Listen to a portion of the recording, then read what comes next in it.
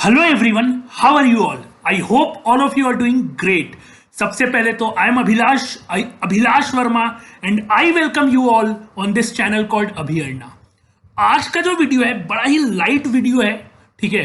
Geometry के जो 2-3 महीने पहले तक जो सीरीज छूटे हुए थे उनको अब कंप्लीट करने का टाइम आ चुका है, ठीक है। तो उसी सीरीज में बहुत ही छोटा सा प्यारा सा टॉपिक ट्रायंगल इनइक्वालिटी जो सबको आता है, ठीक है। बट फिर भी क्योंकि हमारा सीरीज को हर कुछ डालना है, हर कुछ मतलब जो भी चीज हमें पढ़ना है वो सब कुछ आई वॉन्ट कि that should be in a proper playlist, तो I am making this video, ठीक है। ट्रायंगल इनइक्वालिटी, अब some of you guys may think कि सर सबको आता है क्या, सही में क्या? तो चलो देख लेते हैं, पक्का आता होगा ट्रायंगल इनइक्वालिटी।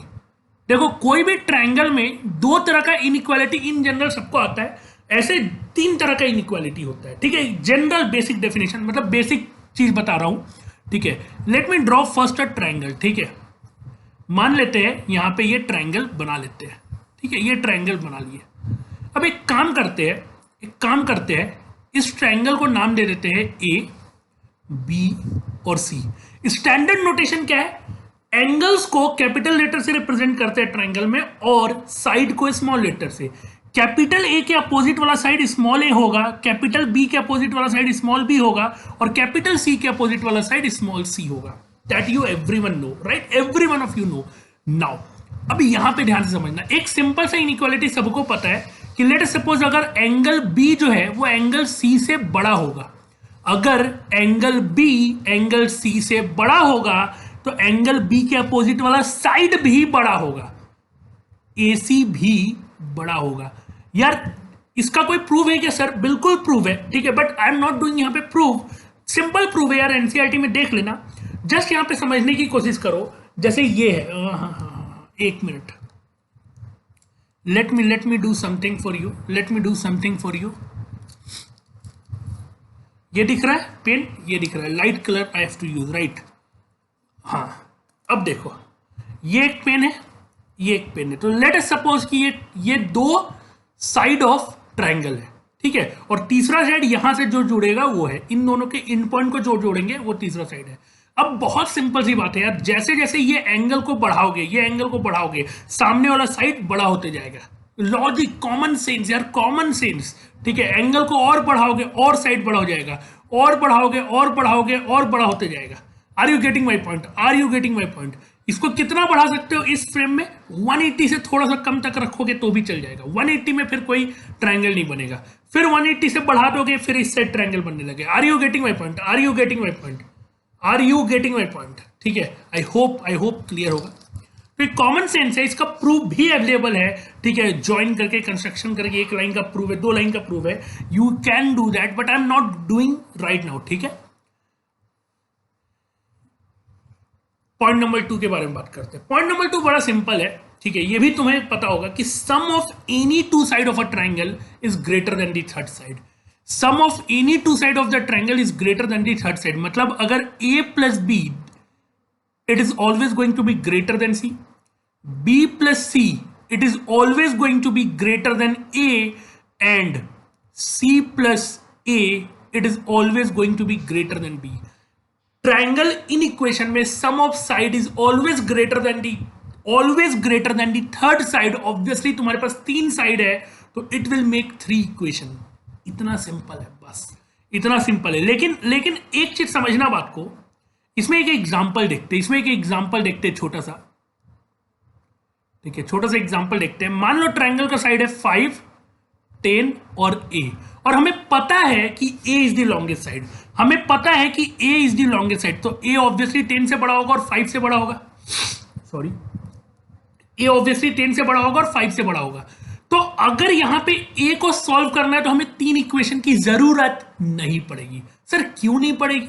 अरे मेरे भाई, लेट अस सपोज यहां पे तीनों इक्वेशन लिख देते हैं। 5 प्लस 10 ग्रेटर देन a, ठीक है। 5 plus 10 greater than a, 10 plus a greater than 5 और 5 plus a greater than 10।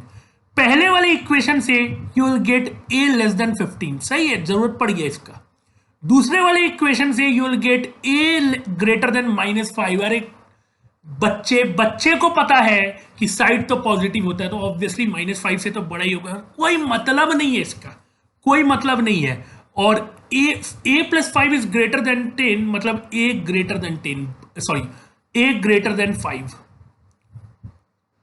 a greater than 5, but इसका भी कोई मतलब नहीं है, इसका भी कोई मतलब नहीं है। क्यों नहीं मतलब है?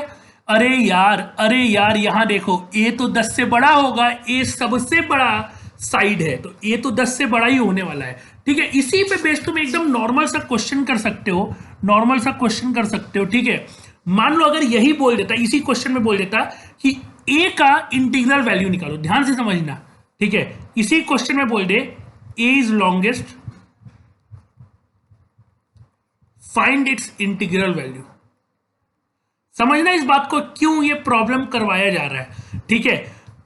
तुम्हें पता है इनइक्वालिटी बोल के कुछ होता है, तुम्हें पता है sum of two sides is greater than the third side, ये पता है, बट इसका मतलब ये नहीं कि हर जगह तीनों लगा दो, कहीं बहुत जगह एक से भी काम चल जाएगा। A is longest, find its integral value, ठीक है। ए इंटीग्रल को बिलोंग करता है, इंटीग्रल वैल्यू हमें फाइंड करना, तो बहुत सिंपल है। ऊपर देखो यार, अगर तुम्हारे पास 3, ए सबसे बड़ा है तो ए तो पक्का 10 से बड़ा होगा, और फर्स्ट इक्वेशन से we got a less than 15। इस दो इक्वेशन का कोई काम ही नहीं है। फिर भी if you want you can take this two equation और इंटरसेक्शन ले सकते हो, तुम्हारी चॉइस है। But let me tell you, अगर तुम्हें पता है कि ए सबसे बड़ा है, तो सिर्फ ये वाला इक्वेशन को यूज करके काम चला सकते हो, बाकी तो लिखने की भी जरूरत नहीं है। हर केस में ये चीज नेग्लेक्ट होना ही है इंटरसेक्शन के बाद। Are you getting my point? तो ये कहानी है, ठीक है। तो यहां से ऊपर एग्जांपल से हमें पता चल गया कि भैया ए तो 15 से छोटा होगा और 10 से बड़ा होगा। अगर 10 और 15 के बीच में है तो ए क्या क्या हो सकता है? 11 हो सकता है, 12 हो सकता है, 13 हो सकता है और 14 हो सकता है। क्या यहां तक क्लियर है? अगर हाँ या ना बोल दो एक बार, क्लियर है तो। लेकिन अगर इसी में पार्ट टू करते हैं कि इफ ए लॉन्गेस्ट है, ये पता नहीं है, ठीक है। ए लॉन्गेस्ट है ये पता नहीं है, जस्ट ए 5 और 10 3 साइड ऑफ ट्रायंगल है, 3 साइड ऑफ ट्रायंगल है, और इंटीग्रल साइड है, मतलब ए भी इंटीजर ही है, ए भी इंटीजर है। अब पॉसिबल वैल्यू ऑफ इंटीजर हमें निकालना है, तो देखो अब कहानी अलग हो गया। अगर तुम sum of two sides is greater than the third side लगाओगे, जैसे a+10 ये ग्रेटर देन 5, एक इक्वेशन ये होगा, ठीक है। दूसरा इक्वेशन होगा, एक मिनट, ये क्या हो गया रे बाबा, दूसरा इक्वेशन होगा, एक मिनट रुक जाओ, इसको थोड़ा अच्छे से लिख लेते हैं। पहला इक्वेशन होगा a+10 ग्रेटर देन 5, दूसरा इक्वेशन होगा a+5 ग्रेटर देन 10, और तीसरा इक्वेशन होगा 10+5 ग्रेटर देन a, ठीक है। यहां पे तुम्हें थोड़ा सा एक इक्वेशन से ज्यादा यूज करना पड़ेगा, इन इक्वेशन, ठीक है। I am bar bar telling equation, but in equation है ये बात समझ लेना। मुंह से आदत है इक्वेशन बोलने का, बट इन इक्वेशन है, ये इक्वेशन नहीं है मेरे भाई, नहीं है, ठीक है। तो यहां से आएगा a ग्रेटर देन -5, खत्म हो गया, इसका कोई मतलब ही नहीं है। a ग्रेटर देन 5 और यहां से आएगा a लेस देन 15। तो इन दोनों से प्रॉब्लम सॉल्व होके आएगा a का वैल्यू 15 से कम एंड 5 से ज्यादा। हाँ या ना बोल दो एक बार, बहुत बढ़िया। अब देखो यहां पे, तो a का क्या क्या वैल्यू हो सकता है?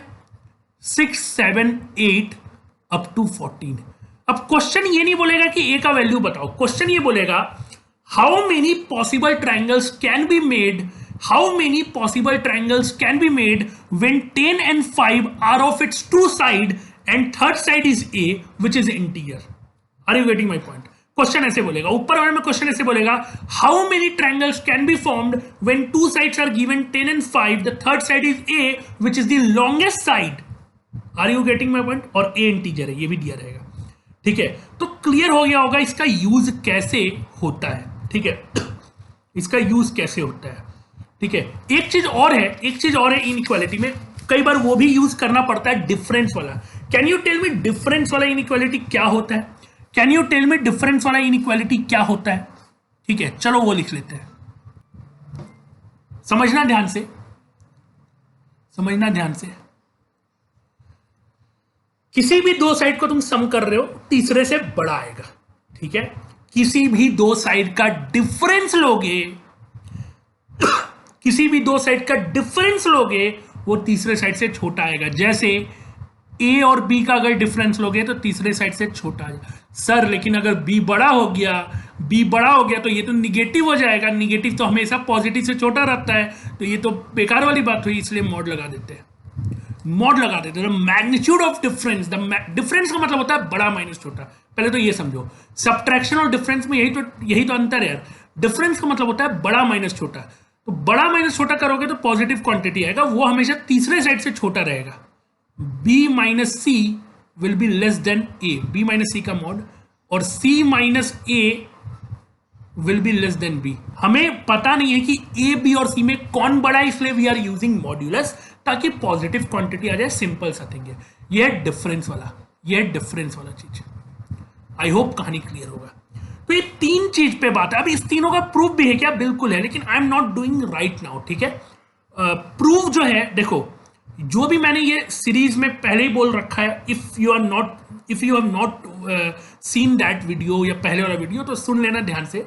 जो भी एनसीईआरटी में चीजें दी हुई है, ठीक है, आपको एनसीईआरटी पढ़ना है अपने से। एनसीईआरटी से हटके जो भी चीजें वो मैं करवा रहा हूं यहाँ पे। ठीक है, हाँ, जो बहुत इंपॉर्टेंट प्रूफ होता है, जैसे पाइथागोरस थ्योरम का प्रूफ इंपॉर्टेंट है, because it will give you a perspective to think कि ऐसे भी सोचा जा सकता है, उनका प्रूफ मैंने करवाया हुआ है। ठीक है, तो इस तरह से जो जो मुझे लगेगा कि एक तुम्हें अलग पर्सपेक्टिव मिल रहा है, उसका प्रूफ पक्का करवा रहा हूं। ठीक है, इसका बहुत सिंपल है, प्रूफ करवाने की जरूरत ही नहीं है, इसलिए मैं नहीं करवा रहा हूं। ठीक है, और इतना सिंपल मतलब तुम ये मत सोचना आरएमओ तारएमओ में क्वेश्चन आएगा, ये सब नहीं आता है भाई। ठीक है, हाँ, लेकिन किसी क्वेश्चन के बीच में यूज करना पड़ सकता है। ठीक है, तो ये एक छोटा सा चीज है जो तुम्हें बड़े क्वेश्चन के बीच में यूज करना पड़ सकता है। और कैसे यूज करना पड़ सकता है, वो जैसे जैसे कोर्स अनफोल्ड होगा समझ में आएगा। ठीक है, जैसे जैसे कोर्स अनफोल्ड होगा समझ में आ जाएगा। Now problem number 3। ठीक है, प्रॉब्लम नंबर 3। ठीक है, क्वेश्चन को एकदम बकायदा फॉर्म में करते हैं। जैसे how many isosceles triangle, how many isosceles triangle can be formed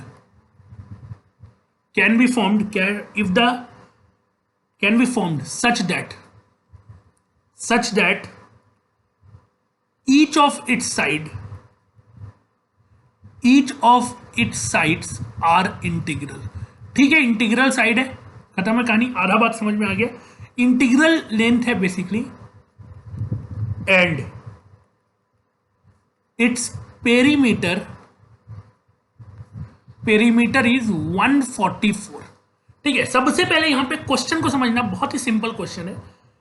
isosceles triangle की बात हो रही है, सबसे पहला चीज ये है। दूसरा चीज, जितना भी साइड है, कितना साइड होता है ट्रायंगल में? 3 होता है, जो जितना बोलने की जरूरत ही नहीं है, वो इंटीजर है। और तीसरी बात, उसका पेरीमीटर दिया हुआ है, उसका पेरीमीटर दिया हुआ है। मतलब 3 बातें हमें पता है। इन 3 बातों को यूज करके हमें यह बताना है कि number of possible isosceles triangle. तो देखो सिंपल है, ज्यादा मुश्किल चीज नहीं है। देखो कैसे, एक छोटा सा ट्रायंगल बना लेते हैं। पहले मान लेते हैं ये ट्रायंगल अपना। ठीक है, एक साइड को स्मॉल ए मान लेते हैं, तो दूसरा भी स्मॉल ए हो जाएगा। सर क्यों? अरे आइसोसेलेस है भाई, आइसोसेलेस में 2 साइड ऑफ ट्रायंगल इक्वल होता है। अच्छा, ये जो भी हो, लेट अस सपोज ये ए बी या सी, जो भी मानना है मान लो, पी क्यू आर बोल देते हैं। ठीक है, पी क्यू आर। अब समझना, पेरीमीटर का मतलब क्या होता है? Sum of length of all the sides. ठीक है, तो sum of length of all the sides 144 दिया हुआ है। तो पहला साइड कितना है? ए। दूसरा साइड कितना है? ए। तीसरा साइड कितना है? क्यू आर, जिसका लेंथ हमें नहीं पता है। ये कितना दे दिया? 144। अब यहां से मुझे क्यू आर का वैल्यू मिल जाएगा क्या? 144 माइनस 2a। ठीक है, तो यहां पे अलग से वेरिएबल मान के कोई फायदा नहीं है, उल्टा तुम एक लाइन बढ़ाओगे। क्वेश्चन को जितना छोटा कर सको कायदे में रहते हुए, रूल्स में रहते हुए, उतना अच्छा बात है। तो यहां पे हमें क्यू आर का वैल्यू 144 माइनस 2a मिल गया। मतलब अब देखो हमारे पास 3 साइड है, हमारे पास 3 साइड है।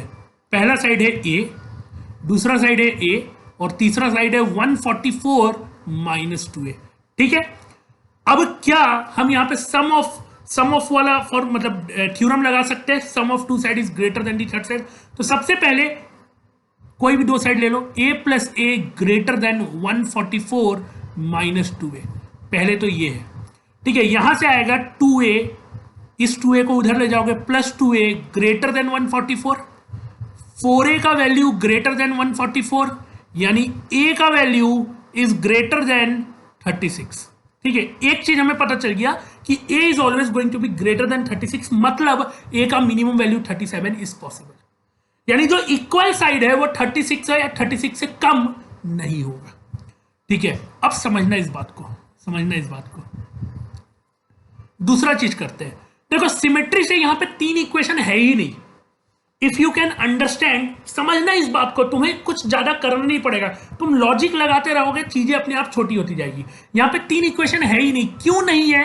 क्योंकि ए बी सी में दो चीज पहले से सेम है। अगर दो चीज पहले से सेम है तो वो जो दो इक्वेशन बनने वाला है, मान लो ए और बी सेम है, मान लो ए और बी सेम है, तो ए प्लस सी, अच्छा चलो लिख के दिखाते हैं, लिख के दिखाते हैं ए बी और सी। ठीक है, तीन चीज है, तो A plus B greater than C, B plus C greater than A, and A plus C greater than B. मान लेते हैं ए और बी सेम है, ए और बी सेम है, तो ए और बी अगर सेम होगा तो ये और ये सेम होगा, तो ये दो इक्वेशन सेम इक्वेशन है। मतलब अब तुम्हारे पास तीन इन इक्वेशन नहीं है, अब तुम्हारे पास दो इन इक्वेशन। मैं फिर से बता दूं, मेरे मुंह से बार बार इक्वेशन निकल रहा है, but this is in equation. ठीक है, दिस इज इन इक्वेशन, जल्दी जल्दी में इक्वेशन ही निकलता है, तो मैंने डिस्क्लेमर दे दिया है, ठीक है।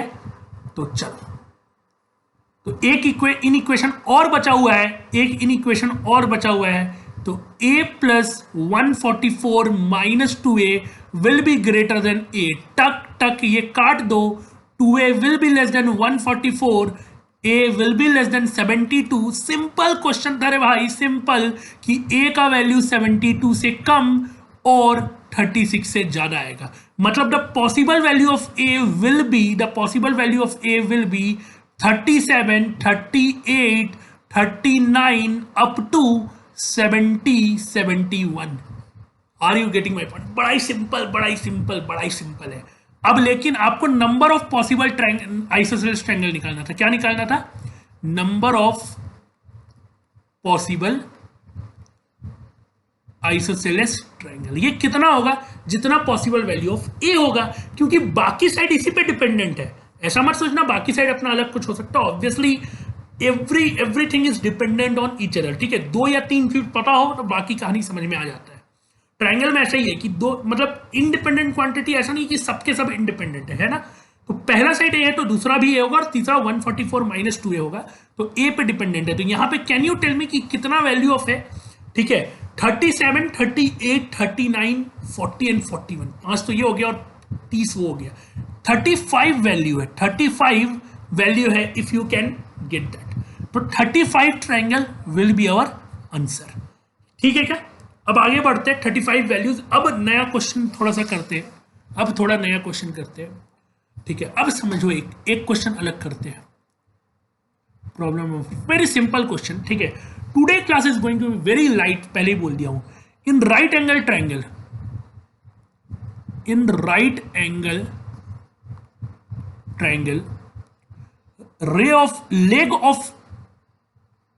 leg of triangle, ठीक है, leg of right angle is given as 11. ठीक है, let me see the question. And length of other two side are integer. ठीक है, and length of other two sides are positive integer. ठीक है क्या? ठीक है, पॉजिटिव बोलना जरूरी है, बट क्वेश्चन में दिया हुआ है तो कोई वरी नहीं है। Find the perimeter.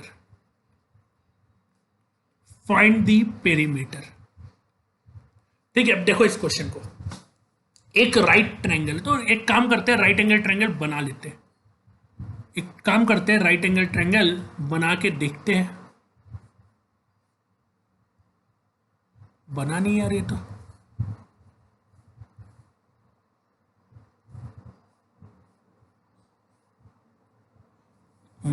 बन गया मस्त। चलो मान लेते हैं ए बी और सी, और दिया leg of right angle is 11। Leg का मतलब होता है राइट एंगल का बेसिकली बेस बनाना है। इसको भी तुम लिख सकते हो, ट्रायंगल को ऐसे तो घुमा ही सकते हो। हाइपोटेनियस के बारे में बात नहीं हो रहा है, ये सिंपल सा है। तो 11 ये है, और तुम्हें ये नहीं पता है और ये नहीं पता है, ठीक है। एक काम करते हैं, इसको पी अब एक्स और वाई लिख लेते हैं, इसको लिख लेते हैं एक्स और इसको लिख लेते हैं वाई, ठीक है। अब समझना यहां पे इन इक्वेशन है 3, ठीक है, वेरिएबल है 2, बट समझना ध्यान से, तुम्हें पता है कि तुम्हें पता है कि sum of two side of a triangle is always going to B greater than the third side. No worries about that, ये तुम्हें पता है, ठीक है।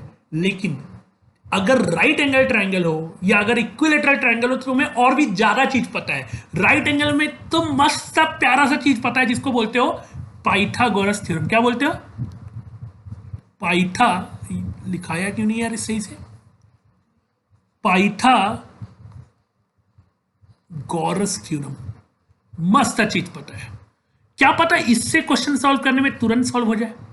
तो पहले आई विल ट्राई दैट। ऐसा नहीं कि हर जगह इस टाइप का चीज दिखे तो sum of two side bar बार लगा दे, लगा सकते हो ऑब्वियसली, आंसर नहीं आए तो भी लगा सकते हो, ठीक है। ज्यादा फायदा होगा क्योंकि तुम्हें पता चलेगा कहां नहीं लगाते हैं, ठीक है, कहां नहीं लगाते ये पता चलेगा।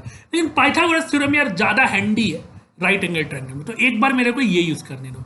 ये बोलता है कि भैया परपेंडिकुलर का स्क्वायर प्लस बेस का square is equal to hypotenuse का स्क्वायर, ठीक है।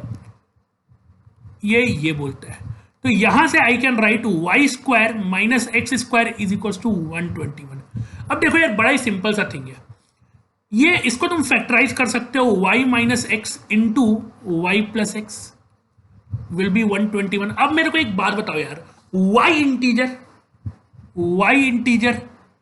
x इंटीजर, तो दोनों को जोड़ो या घटाओ वो तो इंटीजर ही आएगा।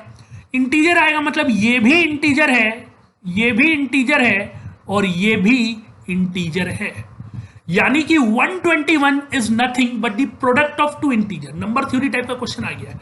121 is the product of two integer, तो क्या क्या हो सकता है? एक हो सकता है 1 इंटू 121, एक हो सकता है 11 इंटू 11। सर एक 121 इंटू 1 भी तो हो सकता है, बिल्कुल हो सकता है, ठीक है, but no worries at all, बात बराबर है। सर बराबर कैसे यार? x के बदले y मान लेना, मतलब नहीं समझे हो। मान लो एक बार तुम x, लेट अस सपोज तुम्हारे पास दो वेरिएबल है, पहला वेरिएबल है a और दूसरा वेरिएबल है b। तुमको ये नहीं पता है कि कौन कौन सा वेरिएबल, तुमने दो वेरिएबल माना, a का वैल्यू 5 आए और b का वैल्यू 7 आए, या फिर a का वैल्यू 7 आए और b का वैल्यू 5 आए। अगर तुम दो वेरिएबल माने हो तो ये दो वेरिएबल तुम माने हो, ये नहीं दिया हुआ है कि पहला वाला बड़ा वाला a है छोटा वाला b, ऐसा कोई कंडीशन नहीं है। जस्ट तुम दो वेरिएबल माने और दो वेरिएबल में एक का 5 आया दूसरे का 7 आया, तो तुम किसी को भी कहीं पे फिट बैठा दो, डजंट मैटर, ठीक है। अब इसी तरह से यहां पे दो वेरिएबल तुम माने हो, लेकिन यहां पे अपने आप एक ही आंसर आएगा। क्यों एक ही आंसर आएगा? क्योंकि y हमेशा x से बड़ा होगा। तो अगर ये जो एग्जांपल मैंने लिया था, मान लो दो वेरिएबल है, एक का आ रहा है लेटर सपोज 10, दूसरे का आ रहा है 11, तो y ही 11 होगा और x ही 10 होगा। क्यों? क्योंकि y हाइपोटेनियस है। इतना आई होप कहानी समझ में आता होगा। तो फर्क नहीं पड़ेगा 121 इंटू 1 लो या जो भी लो ना, ठीक है। अब पहले ये लेके देखते हैं, y माइनस एक्स का वैल्यू 1 ले लेते हैं क्योंकि ऑब्वियस ये बड़ा होगा। y प्लस एक्स का वैल्यू 121 ले लेते हैं। इसको सॉल्व करना बड़ा ही आसान है, बस दोनों को जोड़ दो, x और x टक टक हो जाएगा और 2y हो जाएगा 122, तो y का वैल्यू हो जाएगा 61, x का वैल्यू यहां से सॉल्व करके निकालोगे तो y माइनस 1 यानी कि 60, ठीक है। मतलब वी गॉट x और y का एक एक वैल्यू, ठीक है। लेट अस डू यहां पे, यहां 11 और 11, तो y माइनस एक्स का वैल्यू भी 11 और y प्लस एक्स का वैल्यू भी 11। यहां तो देख के आंसर आ रहा है बट फिर भी चलो मैं सॉल्व कर देता हूं। जोड़ोगे तो 2y will be 22 and y will be 11, तो x का वैल्यू हो जाएगा 0। क्या ट्रायंगल का साइड 0 हो सकता है? अरे नहीं हो सकता है रे बाबा, अरे नहीं हो सकता है। तो ये वाला केस तो ऐसे ही फॉल्स हो गया, ठीक है, फालतू केस हो गया, और इसके अलावा कोई केस और बनेगा नहीं, ठीक है, ये मत बोलना सर -11 इंटू -11 दोनों पॉजिटिव इंटीजर है, y इज बड़ा, y इज बड़ा, तो ये तो हमेशा पॉजिटिव ही रहेगा। ठीक है, तो नंबर थ्योरी में बहुत सारा अगर इंटीजर लिखा रहता तो निगेटिव वाला भी लेते, -11 -1 इंटू -122, बट ये नंबर थ्योरी वाला प्रॉब्लम्स का ही स्पेशल केस है। ठीक है, तो हमारे पास आ गया है चीजें, हमारे पास चीजें आ गई है। एक साइड है 60, दूसरा साइड है 61 और तीसरा ले गए 11। हमें क्या निकालना था? पेरीमीटर। अब तो बड़ा ही सिंपल है, 60 प्लस 61 प्लस 11 जोड़ोगे तो 121 plus 11 will be 132। This will be our required answer. I hope यहां तक की कहानी जो है समझ में आ रही होगी। ठीक है, आई होप यहां तक की कहानी समझ में आ रही होगी। चलो अब आगे बढ़ते हैं, प्रॉब्लम नंबर 5। ठीक है, अगला क्वेश्चन है, given length of 3 sides of triangle are a b c which is positive integer, ठीक है, and a is less than B which is less than c. Find number of triangle with b is equals to 2। Trust me, this is very simple question। क्या दे दिया इस बात को समझना, तीन side है ट्रायंगल का ए बी और सी, जिसमें बीच वाला साइड मतलब ए बी सी में ए सबसे छोटा है, सी सबसे बड़ा और बी बीच में आ रहा है। ठीक है, ये इनइक्वालिटी पहले से दे दिया, हमें नंबर ऑफ पॉसिबल ट्रायंगल निकालना है जिसमें बी का वैल्यू 2 होगा। Are you getting my point? B का वैल्यू 2 होना है। तो एक बार बताओ, पहली बात मेरे भाई, ठीक है, यहां लिखने दो। वी ऑल नो कि भैया ए बी और सी तो पॉजिटिव इंटीजर है, इसमें कोई दो राहे वाली बात नहीं है। अच्छा, ऊपर वाले में 1 मिनट रुक जाना यार, अभी मेरे को एक चीज याद आया है, मैंने साइड कहीं पे जेड लिख के छोड़ दिया है। जेड पॉजिटिव होगा ना, ये अंडरस्टूड है ना, साइड पॉजिटिव ही होता है। ठीक है, तो कहीं अगर जेड प्लस ना लिख के सिर्फ जेड लिखा है, नहीं सब जगह यहां भी जेड लिख दिया है। ठीक है, ये अंडरस्टूड है। चलो, a b c positive integer. अब यहां पे देखना, ए जो है वो बी से छोटा है और बी का वैल्यू 2 है। अरे भैया, अरे दीदी, जब ए बी से छोटा है और बी का वैल्यू 2 है तो you have only one option, that is a का वैल्यू 1। मतलब अब ए 1 है और बी 2 है। ठीक है, अब यहां पे कुछ लोग हड़बड़ा जाएंगे और बोलेंगे sir A is less than B which is less than C, यानी सी बी से बड़ा है तो 3 4 5 कुछ भी हो सकता है। मैं बोलूंगा रुक जाओ, तुमने मेन चीज अभी चेक नहीं किया है। Are you getting my point? अभी तो खेल बचा हुआ है, बाहुबली का आना बचा हुआ है, भल्लाल देव थोड़ी जीत जाएगा। बात समझ में आ रहा है? Sum of two side of a triangle is always greater than the third side. मतलब a plus B is always going to B greater than the C. Are you getting my point? a का value 1 है और b का value 2 है, ये c से बड़ा है, यानी कि c will be less then 3, और 3 से छोटा कौन सा पॉजिटिव इंटीजर होता है? 1 और 2 होता है। c 1 एंड 2 c का वैल्यू आ गया। लेकिन c तो 2 से बड़ा है। क्यों 2 से बड़ा है? क्योंकि c b से बड़ा और b का वैल्यू 2 है। तो इन दोनों को कंबाइन करके can I right c less than 3 and greater than 2। अब तुम बताओ c का वैल्यू क्या होगा? भैया कुछ नहीं होगा, कोई इंटीजर नहीं होगा। हाँ, अगर इंटीजर नहीं लिखा रहता तो there will be some solution. ठीक है, there will be some solution. तो नंबर ऑफ ट्रायंगल क्या हो जाएगा? Number of triangle will be 0 because no possible solution. No solution लिख दो। ठीक है, पॉसिबल क्या होता है? पॉसिबल कुछ नहीं, जो हमें निकालना है वही हमारा सॉल्यूशन है, तो पॉसिबल यहां लिखने की जरूरत नहीं है। नो सॉल्यूशन लिख दो, कहानी खत्म हो जाएगा। Very simple and sweet question था। ठीक है, क्वेश्चन कुछ ऐसा नहीं है कि कहीं आ जाएगा या आ सकता नहीं है, ऐसा कुछ नहीं है, but just to check your basic understanding ये क्वेश्चन करवाया गया, ठीक है। बाकी नॉर्मल छोटे छोटे ओलंपियाड में सब क्वेश्चन आता है, ठीक है, तुम्हें देखने को मिलेगा, ठीक है, इस टाइप का क्वेश्चन तुम्हें देखने को मिलेगा कहीं ना कहीं, ठीक है। हाँ, नेक्स्ट क्वेश्चन चलते हैं। If perimeter of triangle is 17, perimeter 17 दे दिया है, ठीक है। Length of its sides are positive integer, जो कि अंडरस्टूड है, ट्रायंगल है तो अंडरस्टूड है, नहीं भी देता तो हम लेते ही है, ठीक है। Find the number of such triangle. देखो अभी तक हमने जितना भी क्वेश्चन किया सबसे कम इंफॉर्मेशन इस क्वेश्चन में दिया है, ठीक है, कि भैया एक ट्रायंगल है, ये भी नहीं पता क्या है उसमें, कैसा है, इक्वल है, साइड नहीं है, फलाना ढिमका, कुछ नहीं पता है, और एक बार बता दिया कि भैया तीन साइड का जो सम है, यानी कि sum of all the sides, perimeter जिसको बोलते हैं, वो है 17।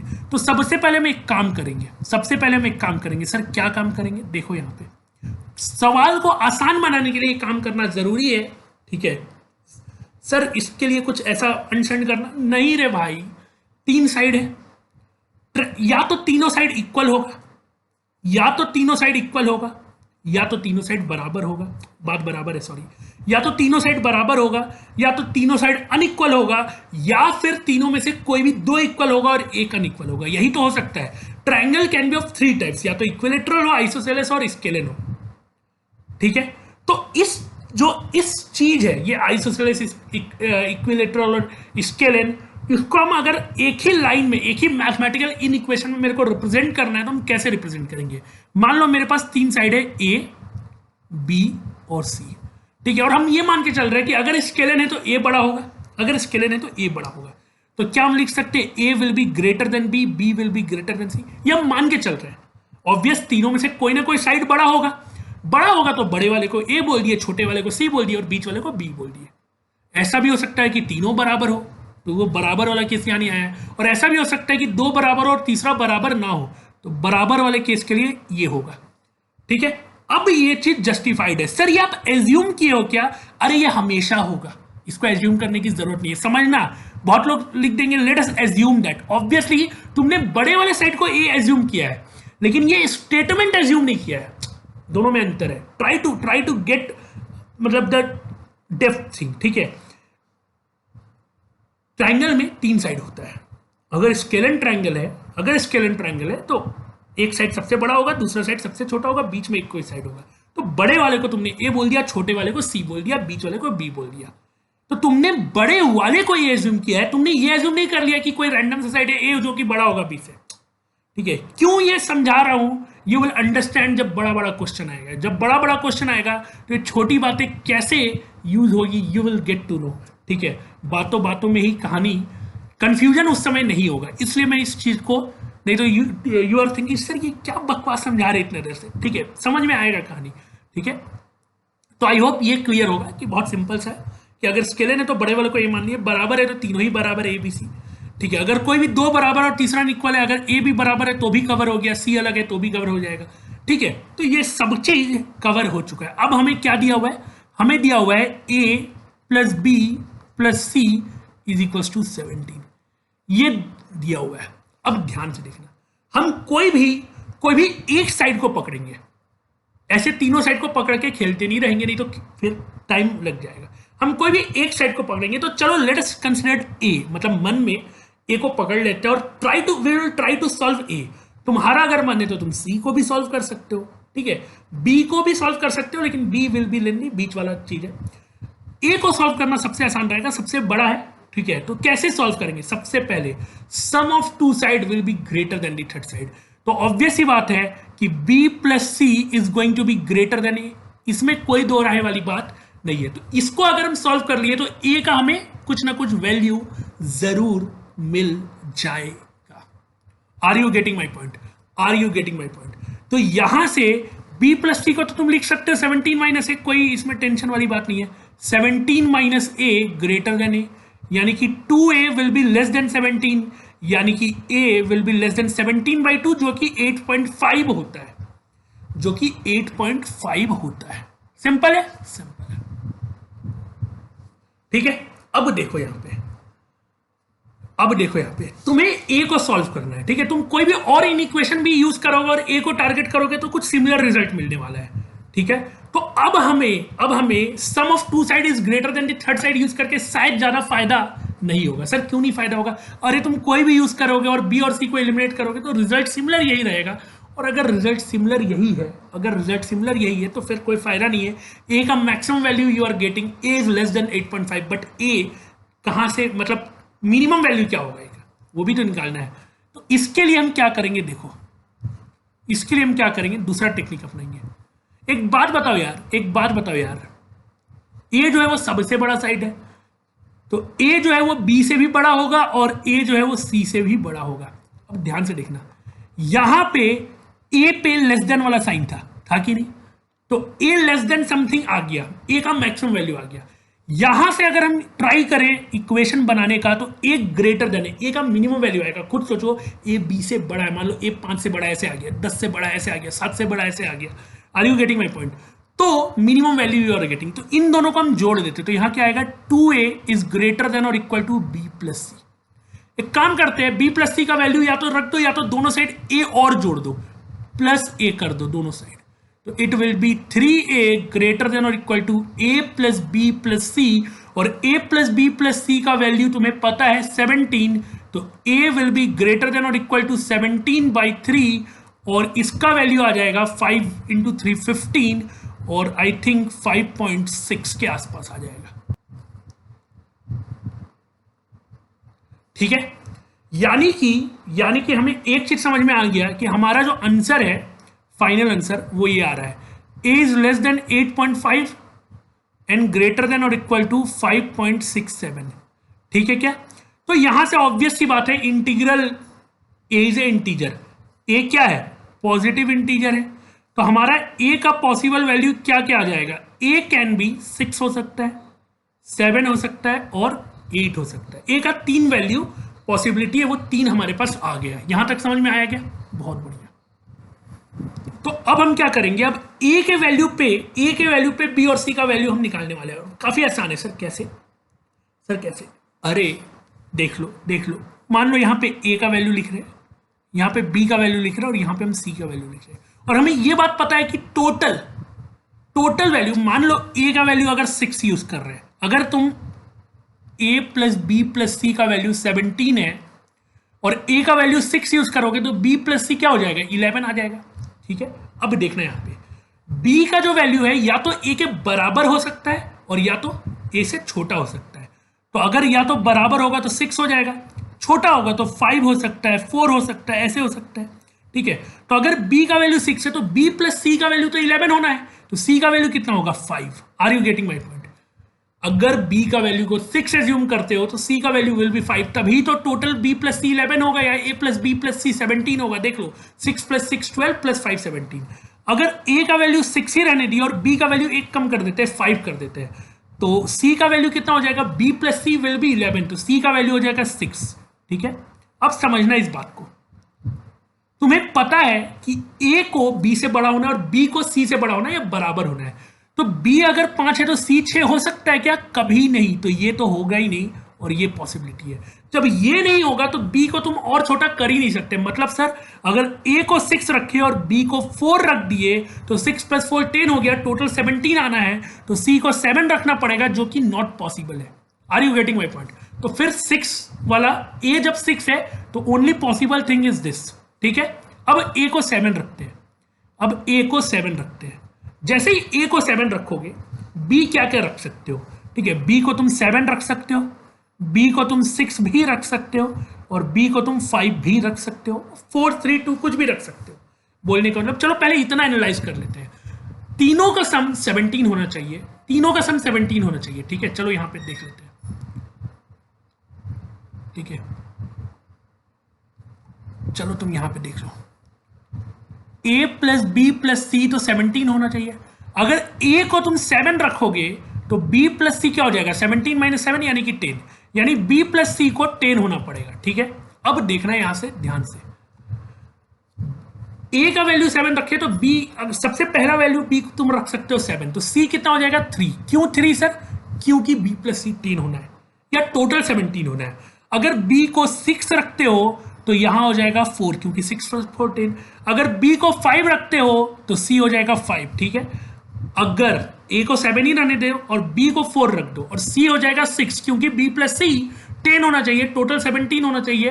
बट यहां गड़बड़ हो गया, क्योंकि C can't be greater than B, C B से बड़ा हो ही नहीं सकता, और यहां पे साफ साफ बड़ा हो रहा है। ऊपर वाले हर तीनों केस में सब कुछ सेटिस्फाइड हो रहा है, देख लो ए बी सी का जो इनइक्वालिटी है वो जस्टिफाइड हो रहा है, वो भी तो होना ही चाहिए ना। बात समझ में आ रहा है? बात समझ में आ रहा है क्या कहानी बोल रहे हैं? अब लास्ट वैल्यू रखते हैं ए का वैल्यू अगर 8 रखते हो तो बी का वैल्यू क्या क्या रख सकते हो? बी का वैल्यू तुम 8 रख सकते हो, बी का वैल्यू तुम 7 रख सकते हो, बी का वैल्यू तुम 6 रख सकते हो, बी का वैल्यू तुम 5 रख सकते हो, बी का वैल्यू तुम 4 रख सकते हो, बी का वैल्यू 3 2 1 रख सकते हो। पहले इतना चेक कर लेते हैं, ठीक है। ए प्लस बी प्लस सी 17 होगा। अगर ए का वैल्यू 8 है तो बी प्लस सी कितना हो जाएगा? 17 माइनस 8 यानी कि 9, तो बी प्लस सी 9 आना चाहिए, ठीक है। तो 8 सॉरी बी का वैल्यू 8 जब रखे तो यहां आएगा 1, क्यों? क्योंकि भैया 19 आना चाहिए, सॉरी 9 आना चाहिए। तो तीनों को जोड़ो, 17 आ रहा है क्या? सही है, जस्टिफाइड हो रहा है। ए बी से बड़ा एंड बी सी से छोटा, या A greater than equal to B greater than equal to C, justified हो रहा है, सही है। This will be the possible solution. अगर बी का वैल्यू 7 है तो सी का वैल्यू 2 होगा, क्योंकि बी प्लस सी 9 होना चाहिए जब ए का वैल्यू 8 है। ये भी जस्टिफाइड हो रहा है। जस्टिफाइड का मतलब inequality justified, A greater than equal to B greater than equal to C. और जब ए का बी का वैल्यू 6 है तो सी का वैल्यू विल बी 3, जस्टिफाइड। जब बी का वैल्यू 4 है तो सी का वैल्यू विल बी, जब बी का वैल्यू 5 है तो सी का वैल्यू विल बी 4, जस्टिफाइड। जब बी का वैल्यू 4 आ गया तो सी का वैल्यू 5 होगा, और हमें पता है कि सी भैया बी से बड़ा नहीं हो सकता है, तो इसको काट दो। जब ये नहीं पॉसिबल है तो नीचे वाला तो और पॉसिबल नहीं होगा, क्योंकि यहां 6 हो जाएगा तो और पॉसिबल नहीं होगा। तो टोटल जोड़ लो कितना केस है। जब ए का वैल्यू 6 है तो 6 6 5, ठीक है। चलो यहां लिख लेते हैं, यहां लिख लेते हैं, ठीक है। एक तो है 6 6 5, 6 6 वाले में एक ही पॉसिबल केस है, 7 वाले में 7 7 7 6 और 7 5 है, ओके। 7 वाले में 7 7 3 7 6 4 7 5 5, 7 वाले में 3 केस है, ए का, हाँ, और 8 वाले में 4 केस है, ठीक है। तो 8 वाला लिख लेते हैं,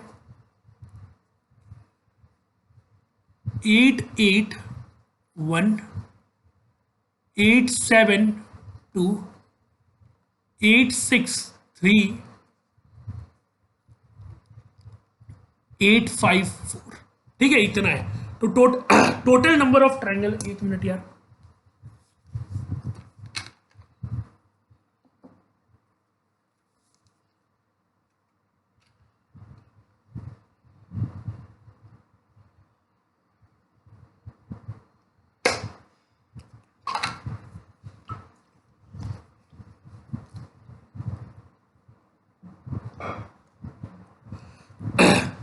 तो बेसिकली जब पेरीमीटर 17 है, जब पेरीमीटर 17 है किसी भी ट्रायंगल का और इंटीग्रल साइड है, तो there will be total 8 number of possible triangles, जिसका साइड्स यहां लिखा हुआ है। तो हमारा आंसर क्या होगा? Number of possible triangle,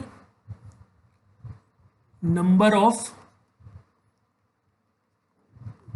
possible triangle क्या हो जाएगा? 8, ठीक है क्या? ये हमारा आंसर हो जाएगा। आई होप इतना कहानी समझ में आया होगा, ठीक है। क्वेश्चन यही था कि और कुछ निकालना था, पेरीमीटर तो नहीं निकालना था। इफ द पेरीमीटर, तो पेरीमीटर तो यही है, ये क्या निकालना होगा? 17, ठीक है। नंबर ऑफ साइड, ठीक है, यही क्वेश्चन था, ठीक है। तो आज के लिए इतना ही रखते हैं, आज के लिए इतना ही रखते हैं। इसी सीरीज में जो अगला टॉपिक होगा वो भी लेट मी टेल यू, अगला टॉपिक वो कॉन्करेंट ट्रायंगल होगा, ठीक है। तो अगर आप कॉन्करेंट ट्रायंगल को रिवाइज करके रखते हो एनसीईआरटी का ऊपर वाला चीज, ठीक है, तो आसान होगा, क्वेश्चन होगा। और कॉन्करेंट ट्रायंगल और सिमिलर ट्रायंगल, ये सब में फिर क्या होगा? पाथफाइंडर का क्वेश्चन भी इन्वॉल्व होने लगेगा सेशन में, ठीक है। तो इसी के साथ इतना ही, ठीक है। आई होप समझ में आया होगा कहानी। नहीं समझ में आया तो you can always ask either on Telegram और इसी में कमेंट सेक्शन में लिख सकते हो, योर चॉइस, ठीक है। और पढ़ाई करते रहो, कीप लर्निंग, फोड़ना तो है ही भाई, ठीक है। तो have a great day and night, keep rocking, bye bye.